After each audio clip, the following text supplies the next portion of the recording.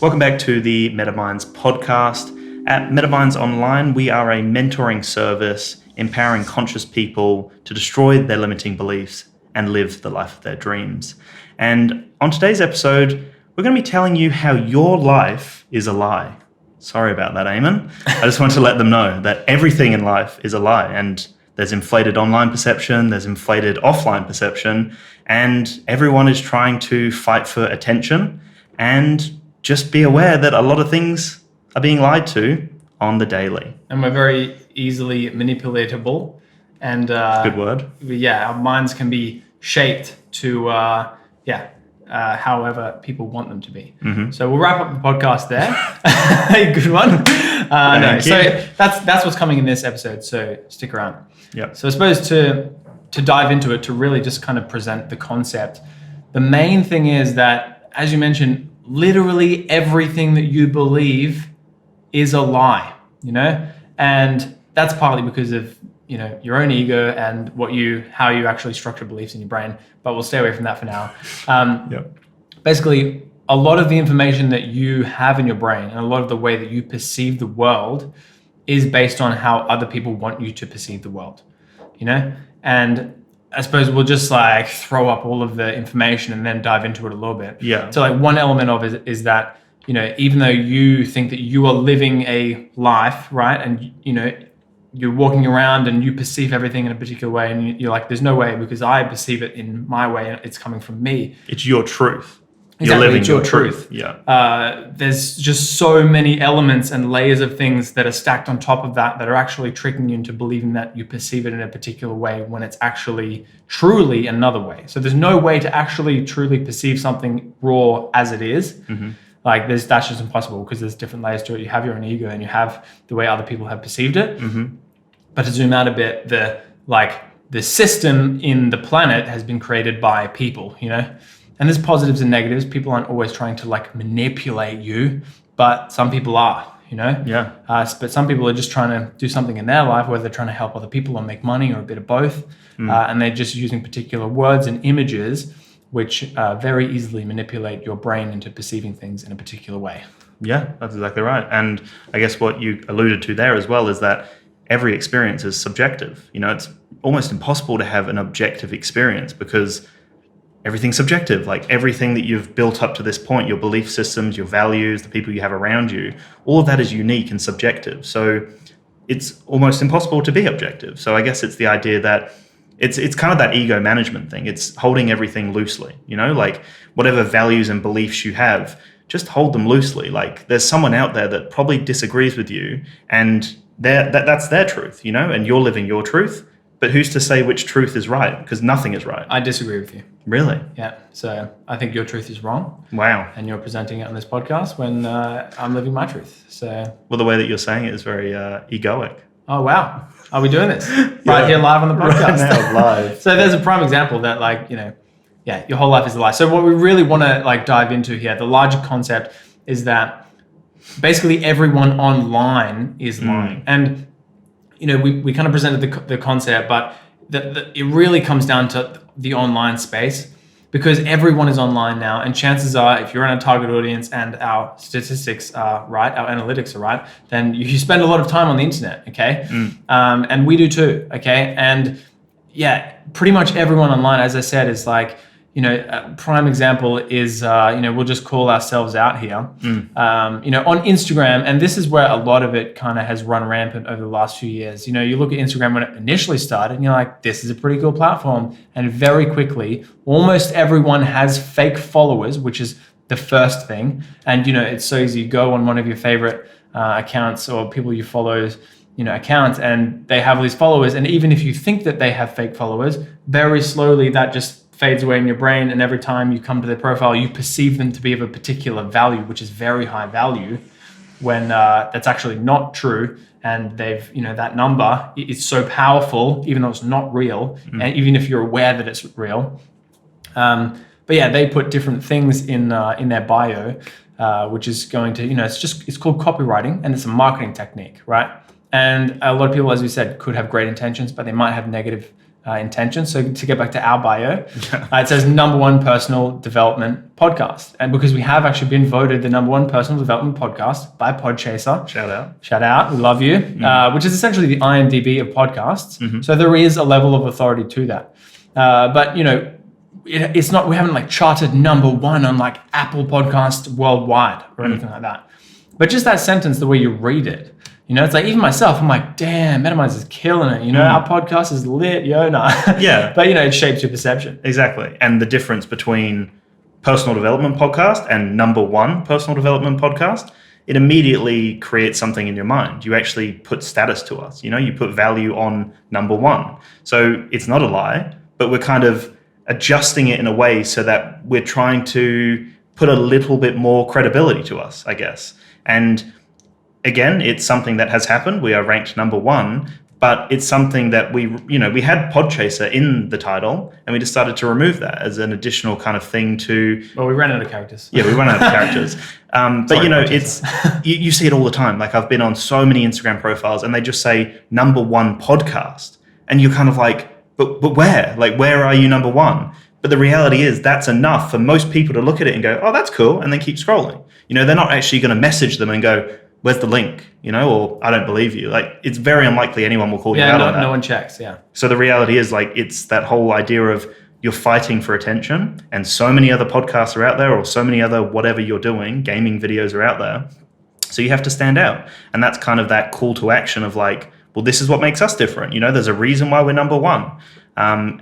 But it's just being aware of that, you know, like we've recognized that we're doing that for a particular reason. And that's fine. You know, everyone does it, but it's just being aware that people do it to kind of get your attention and to kind of sell this status or this credibility check.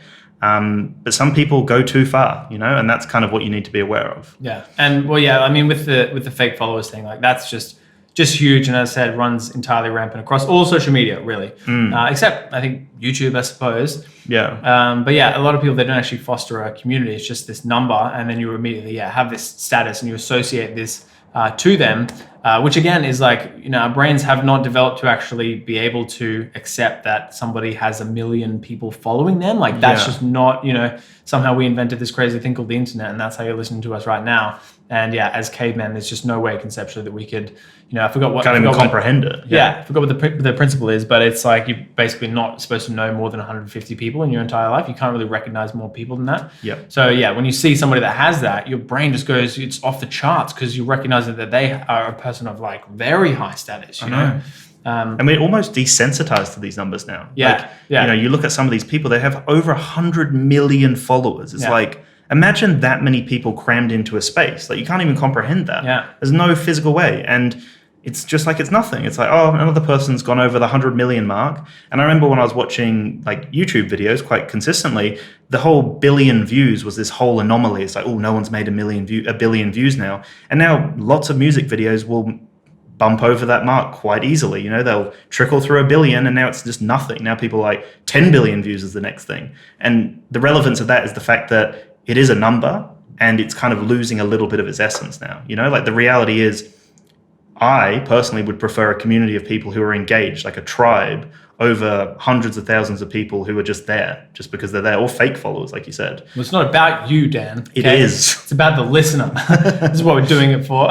Yeah. And yeah, so I suppose like to build on that a little bit more, like just to go back to the marketing thing, is that you kind of have to be aware of people's intentions, you know, because there's a lot of people that, you know, for example, this like hustle porn kind of culture, like a lot of people are like, you know, work hard and you get rich and you buy a Lamborghini, and it's like, and they just take photos with a Lamborghini, for example. And that comes down to the kind of content that people are posting, you know, because it's like, it's a highlight reel kind of thing. Instagram and all these social platforms as well. And one element to it is that it's like, you know, you're not going to put out content that is bad content, right? Like people appreciate honesty and being real and raw. And that's something we're, you know, trying to foster here.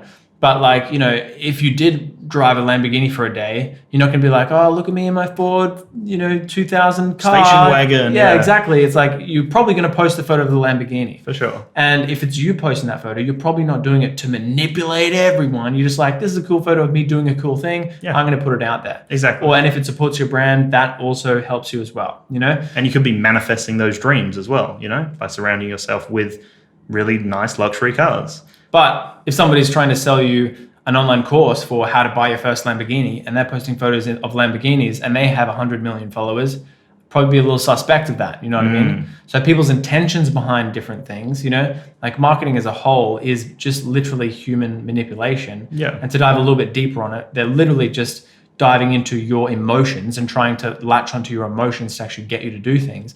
And even myself, I was like, oh, there's no way that, an ad, I can see an ad and all of a sudden it tugs on my heartstrings and I take an action. And then like within 5 minutes I've purchased something on Instagram. I'm like, anyway, that never happens to me. But it does. You're like, you're way more easily manipulatable than you think. And that's like And I guess what you were alluding to there that you didn't like fully dive into is that everything is curated and the content that you are watching, it's very unlikely that you'll be watching content where they're really showing you their lows. It's very unlikely that they'll show you that. It's just not the kind of culture that we've developed online. It's this idea of, woo, I'm crushing it. I've got 1 million followers, I'm getting all these brand deals, but they don't show you the moments that they're actually really struggling. Like I've lost motivation today, or I don't know, a brand has pulled away on me and now I'm trying to figure out how to, pay off the house or whatever. It's like those things don't get shared normally.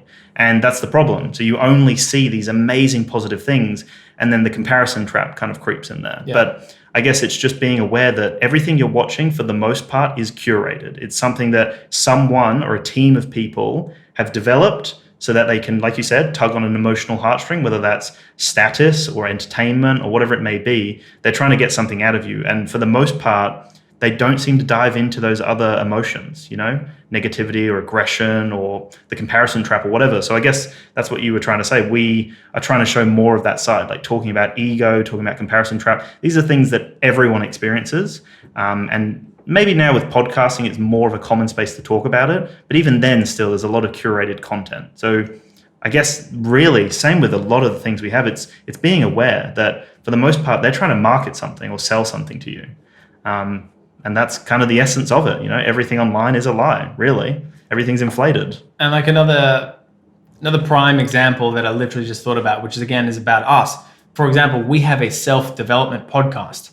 And so whenever I talk to somebody new that hasn't heard MetaMinds or whatever, and I'm like, oh, you have a self-development podcast or whatever, and they're like, oh, so you're into like meditation and ice baths and, you do 180 handstands where you're meditating and you're a monk or whatever. I'm like, maybe a little bit, but also I have a lot of days where I really am not enjoying life at all. Like just because we have a self-development podcast and the topics we talk about are about how one can improve themselves or different things that, you can help your mindset and achieve the life of your dreams. Like that's all great and well. But again, we don't come on here to talk about, anyway, life was so bad today and I hate it. And, that's the way I presented it was as if someone was like, bitching or whatever. That's not the right way to present it. But what I'm saying is like, we don't come on here and talk about negative things to do with life because the content is about positive things to do with life, So we don't necessarily talk about all the horrible things that are going on in life, which a number of horrible things have happened to me recently, okay? But yeah, it's like, that's a prime example of exactly what you're talking about there, man, is that, this is curated content and it's curated in a particular way. And we're not going to talk about the opposite thing that we said that we're going to talk about because that defeats the purpose of the thing that we're talking about. Yeah. So we're manipulating you, really. But that could be a limiting belief. Maybe people want to hear that. Well, exactly. No, but it is. And that's the point, man. It's like, we're not going to come in here and say this is a self-development podcast and be like, just talk about something that's bad or horrible or whatever it is. Maybe we should do more episodes on that, to be honest. But yeah, the idea is that, you come here and for example, what I'm saying is some people go, wow, man, you must be like crushing it in life. And life's every day you wake up and you just like, you're a rocket ship and you're like, everything, whatever, and it's like, no, actually, there are some bad days. Yeah, mostly, no, not mostly, but there's a lot of bad days. But because I'm trying these different things, that's what actually helps me kind of progress. Like, and I just happen to be passionate about talking about these things. Yeah, exactly. So that's a prime example of everything's curated, And for example, we're not trying to manipulate you, but in turn, we are manipulating the content. Yeah. Yeah. So Yeah, and it's again like this comes down to intentions. Like for example, Dan is a horrible guy. Okay? He's got horrible intentions, all right? I know I grill you so much, man, but it keeps me entertained. That's what counts. And that's where I have those really down days, but I can't talk about them because the content's so curated. No, you can't. This is the minimum. I'm sorry. But yeah, so it's like literally everything is curated, and they're not trying to destroy your life, but they shape your perceptions, and that makes you perceive the world in a particular way. Yeah. And that might make you perceive, oh my God, everyone is living this amazing life, which is so easy to do because of social media. My life is really bad. Then all it takes is a week off social media to be like, oh, I'm so content with life. Why is that? And you go back on social media and within 5 minutes you feel anxious, you know, because you're seeing all these different things that everyone is doing and that kind of thing. But everyone's curating this content. Yeah. And I guess the other thing is it's not going to go away. If anything, it's going to get worse because there's more competition. And the reality, like we keep alluding to, is this is a marketing kind of technique. You're copywriting. You're basically trying to sell yourself, your brand, your video content, whatever it is that you're trying to sell. So in turn, like you have to do that to stand out. Otherwise, you are actually just going to fall by the wayside and people aren't going to watch your content. So you kind of have to do that, you know, like if you want to stand out, you have to be this thing that we're setting up, like this person that is very selective in what they sell, you know, even like titles, like we have titles like, does your ego control you?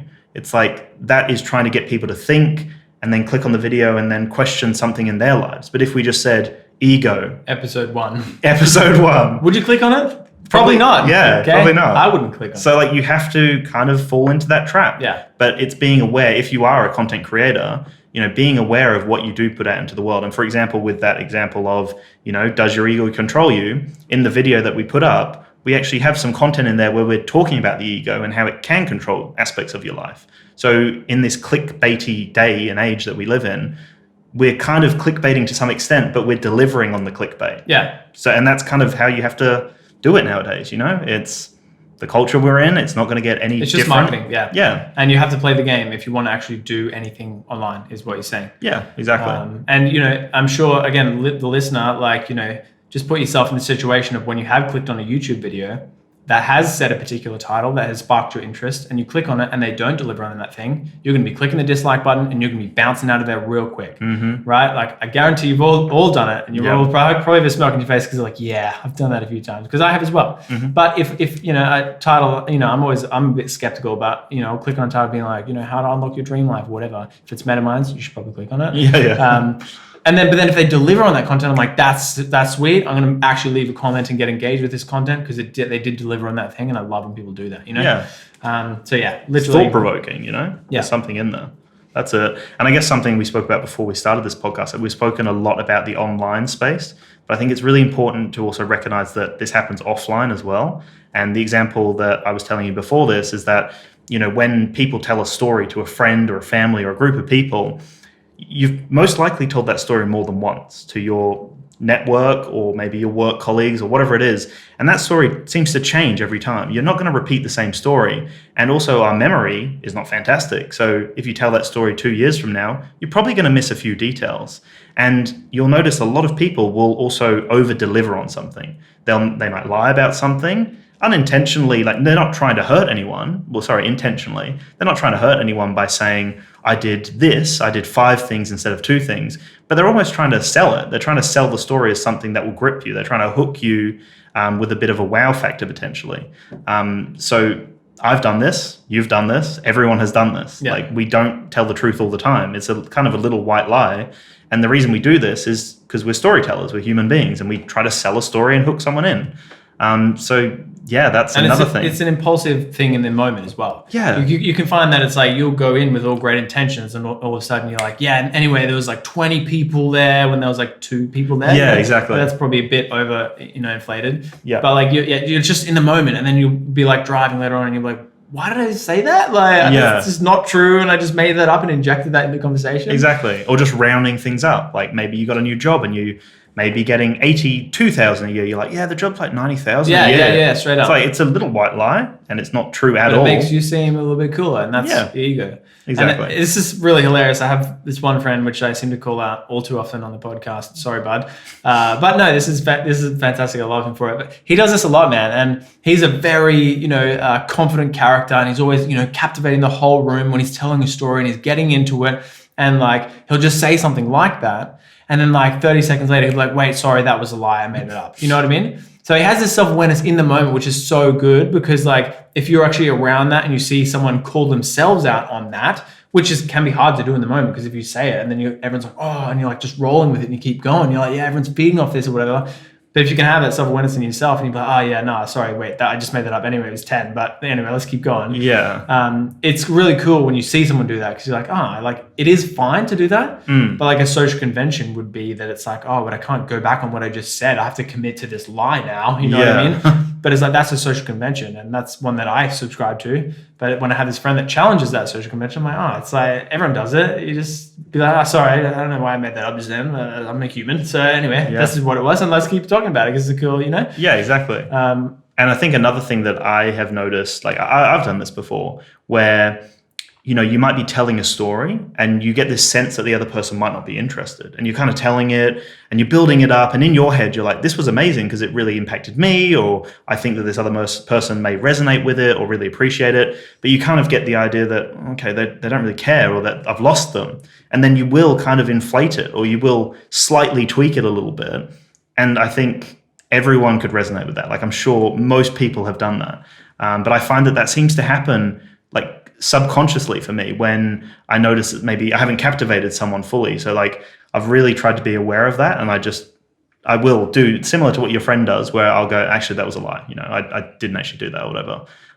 Just because that honesty is the key, like imagine, and it doesn't really matter, but if I was to say something and then, you're in a social situation and the other person's like, oh man, tell us that story. Tell everyone that story again. You're like, yep. Okay, you tell the story and no one reacts. You're like, maybe I didn't tell it that way. Or, you could be caught in that situation. So you might as well be honest, about the whole thing. And it's like, if you're doing it and you don't actually have the self-awareness and you don't call yourself out, then the only person that suffers is you. Yeah. So I guess that's more of like a personal thing, and how you can inflate your own self, and which is marketing. Yes. If you're not aware, everything you're doing is marketing. We've got an episode on that coming soon. But to zoom back out to the broader concept is that it's like everything, and we've done it with the name of this episode as well. Everything in your life is a lie. Your life is a lie. Yeah. And that's because, you don't see reality for what it actually is, because that's impossible, right? Because there's a number of layers that are stopping that from happening.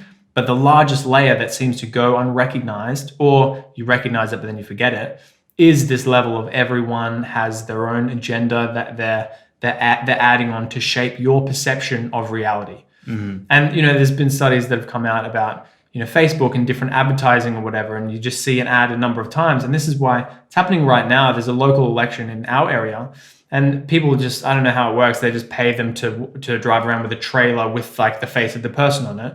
But, and I'm trying to notice as well that I see this person and their name and them smiling on a poster like over and over and over again. And that's no accident. They're not just doing that because like, I don't know, maybe it'll work. They're doing it because your mind has this memory, and then you're in the voting booth and you're like, oh, I've seen this person a bunch of times. Yeah. Tick, they smile I remember a lot. that name, yeah. Because you've seen it hundreds of times because there's people driving around with trailers, So it's like there's people that are aware of this, and the number of times that you see them or whatever. And you've probably been caught in Facebook ad funnels where you see a thing over and over again, and then all of a sudden that time comes and you're like, I know the perfect pair of shorts to buy. The reason I say shorts is for some reason I'm in a shorts funnel and I keep getting ads for shorts. I'm not going to buy them though. I'm not going to buy them. Keep me accountable. You will, dude. So yeah, literally everything is shaping your perceptions. Yeah. And if you don't question it, you're gonna live your life according to everyone else. For sure. Yeah. And it's the idea that we are very easily influenced. And I think another really important thing as well is, even with the people you spend your time with, like stories come up or recommendations come up from friends. And because they're a friend, it seems to be the case. Like it's a psychological thing that if you trust someone, you're more inclined to believe them or to take an action because that person is a trustworthy person. So it's that whole idea of like, we are easily influenced by random people on the internet, by advertisements, by things we see, but we're even more heavily influenced by the people that we have around us. So it's that idea, like we've got an episode on it, of being a truth seeker. Don't trust anyone. Yeah, just don't trust anyone. Your mum's lying to you. Your dog's lying to you. Your friends are lying to you. Yeah, it's that idea that try to be a truth seeker as much as you can. Even if your friend has, undisputably told you that this is the best audiobook, it's like, maybe look into the reviews a little bit. Maybe, Eamon gave me a bad recommendation for once. Come on, you're enjoying the book. I'm really enjoying it. Thank you. And yeah, like just another thing that's just come to mind is that you probably do have a friend that actually does this a lot. So like if you haven't actually thought about that during the podcast, like I know one friend of mine that always overinflates stories and like, more of an associate kind of thing. But every time you're like, cool story. Is it true though? Yeah. And you walk away and you're like, it just seems like every time I talk to him, he's got an awesome story that's happened. And it's like, like maybe I would, like that person a bit more if what they, or maybe they're compensating for something or they are lying or it is the truth and they actually live an epic life. I don't know. But, it's something to be aware of because like, they could just be, they just have an ego gap that they're trying to fill or whatever. But it's like, I would like that person more if they were just honest. I'm just talking about myself now. Yeah. It's guys, like having a bullshit indicator almost. Yeah, pretty much. And like some of us are pretty attuned to that. Like if you hear a story, you're probably like, I don't believe that. But then like, newspapers, which are controlled by obviously large corporations, they manipulate old people to swing elections. And like, that's a just very common example of that. I'm not old. Manipulating. Okay. I'm not okay. old. Vote Greens then. Guys, that about wraps up Your Life is a Lie. We hope you got some value or had a bit of a laugh at this. Mostly just me taking the piss out of Dan. Okay. If you did, be sure to share it with one of your friends and maybe they'll have a bit of a laugh or, get some value out of it as well. Yeah. A huge shout out to those that have left us an iTunes rating. It means the world to us. We love reading those reviews. Makes our day. So give us a help and boost our egos because we feel like we don't feel very good all the time. So we need do that for us and for yourself and make you feel good. Yeah. But yeah, huge shout out to those guys who have, because so many people listen to the podcast and like barely any actually leave reviews, and it really, really helps. So, yeah, definitely. I think another thing I'd really like to see from people, we really hammered home that everything is curated and everything is a lie, but there are also content creators out there that do genuinely show their true side. And if you do watch a content creator that you believe, shows everything, like let us know on Instagram, like tag them. Like I'd love to see these people that are showing everything because that is human and that's what we all experience. And a lot of the time we don't see that. And we need more of them in the world. So for sure. Sweet. Thanks for listening, guys. Hope you got meta and we'll see you next time.